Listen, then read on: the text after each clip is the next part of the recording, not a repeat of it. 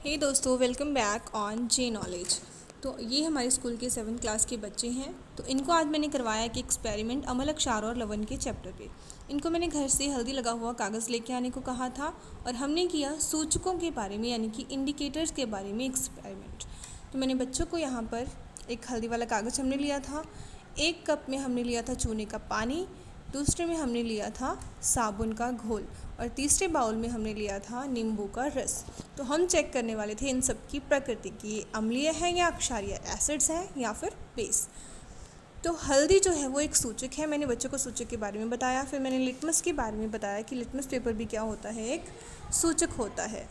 सबसे पहले मैंने लिया चूने का पानी, उसको मैंने हल्दी के पेपर में डिज़ाइन बनाने के लिए यूज़ किया। तो मैंने चूने के पानी में ब्रश को डुबोया और स्टार्ट किया।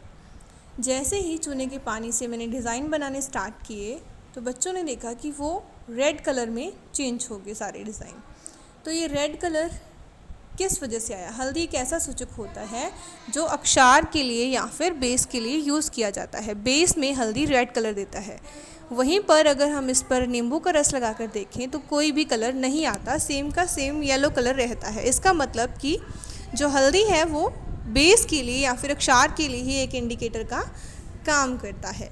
उसके बाद मैंने साबुन का घोल लिया, उससे भी इसमें डिज़ाइंस बना के देखे और बच्चों से पूछा कि देखो कैसा कलर आ रहा है। तो साबुन के घोल से भी सेम वही रेड कलर आया। इसका मतलब कि चूने का पानी और साबुन का घोल जो होता है उन दोनों की प्रकृति अक्षारीय होती है या फिर वो बेस होते हैं। तो इस प्रकार हल्दी एक सूचक के रूप में काम करती है। तो फिर मैंने बच्चों को इसके बारे में समझाया। उसके बाद मैंने लिया एक रेड लिटमस पेपर, ये एक प्राकृतिक सूचक है हल्दी के जैसे ही। तो बच्चों को बताया गया कि अक्षार जो होते हैं वो रेड लिटमस को नीला कर देते हैं और वहीं पर जो अम्ल होते हैं वो नीले को लाल कर देते हैं। तो मैंने अक्षार लिया, चूने का पानी लिया और इसे रेड लिटमस पेपर पर अप्लाई किया और बच्चों को बोला कि आप कलर ऑब्जर्व करो। बच्चों ने देखा कि वो कलर नीला हो गया है। तो नीला यानी कि रेड लिटमस को ब्लू लिटमस टर्न करने वाला कौन होता है? बेस होता है या फिर अक्षार होता है। तो इससे क्लियर हो गया कि जो चूने का पानी है और साबुन का घोल है वो अक्षारीय प्रकृति के होते हैं। उसके बाद मैंने नीले लिटमस के ऊपर नींबू का रस अप्लाई किया। तो बच्चों को बोला कि ऑब्जर्व करो ये नीले लिटमस का अब क्या होगा। नींबू का रस अप्लाई करने के बाद इस नीले लिटमस का कलर चेंज हो गया रेड में। ये तो जादू था। ये कैसे हुआ? ये इसीलिए हुआ क्योंकि जो नींबू का रस होता है उसकी प्रकृति कैसी होती है? अम्लीय प्रकृति होती है, यानी कि एसिडिक होते हैं और सारे एसिड ब्लू लिटमस को रेड लिटमस में टर्न कर देते हैं। तो इस प्रकार बच्चों ने देखा कि लिटमस रेड, नीले से फिर से रेड हो गया। तो ये सूचक थे। इन सूचकों में हमने 2 प्राकृतिक सूचक देखे, एक हल्दी और एक नींबू का रस। ऐसे ही गुड़हल के फूल होते हैं, वो भी सूचक होते हैं। फिर यहाँ पर फिनॉक्सीन की एक बॉटल रखी थी, मैंने बच्चों को बताया कि ये फिनॉक्सीन है, ये भी एक सिंथेटिक इंडिकेटर है जिसे लैब में बनाया जाता है।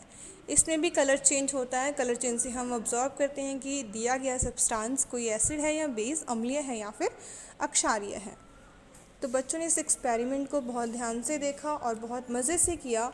उन्हें बहुत अच्छा लगा, हर चीज़ उन्हें समझ आई, अलग अलग चीज़ों की प्रकृति को उन्होंने चेक किया। तो मैंने बच्चों से पूछा कि how is the your experience. तो उन्होंने बहुत खुश हुए, तालियां बजाई। फिर सबको मैंने उन पेपर्स के ऊपर डिज़ाइन बनाने के लिए बोला कि अपने अपने तरफ से कुछ भी आप हल्दी के ऊपर चूने के पानी या फिर साबुन के घोल से डिज़ाइंस बना सकते हो। सबने डिज़ाइन बनाए और एंड में एक बच्चे के पास पेपर बच गया था तो मैंने ये खूबसूरत सी वर्ली पेंटिंग बनाई। Life is beautiful. Thank you so much for watching this video.